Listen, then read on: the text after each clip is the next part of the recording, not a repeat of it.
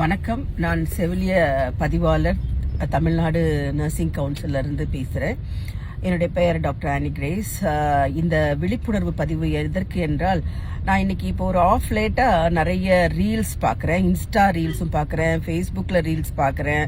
நிறைய பிள்ளைகள் இந்த கம்யூனிட்டி காலேஜில் படிச்சுட்டு அங்கே டெமான்ஸ்ட்ரேஷன் பண்ணுற மாதிரி ஒயிட் கோட்டை போட்டுட்டு இல்லை ஒயிட் சாரி கட்டிக்கிட்டு, நான் 10ஆம் கிளாஸ் பாஸு, 1 வருஷ கோர்ஸ் படிக்கிறேன், இங்கே நர்சிங் படிக்கிறேன், நான் +2 பாஸ் பண்ணியிருக்கேன் இல்லை ஃபெயில் ஆயிருக்கேன், 2 வருஷ கோர்ஸ் படிக்கிறேன், நான் நர்சிங் படிக்கிறேன், நான் நர்ஸாக இருக்கிறேன் அப்படின்லாம் பதிவு போடுறத பார்க்குறேன்.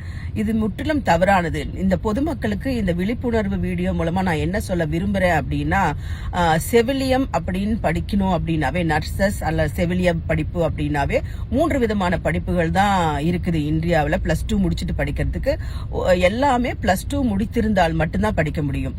+2 முடிச்சுட்டு ஒரு ANM course, auxiliary nurse midwifery course 2 வருஷ கோர்ஸ், அப்புறம் +2 முடிச்சுட்டு 3 வருட கோர்ஸ், அதாவது டிப்ளமோ இன் ஜெனரல் நர்சிங் 3 வருஷ கோர்ஸ் படிக்கலாம்.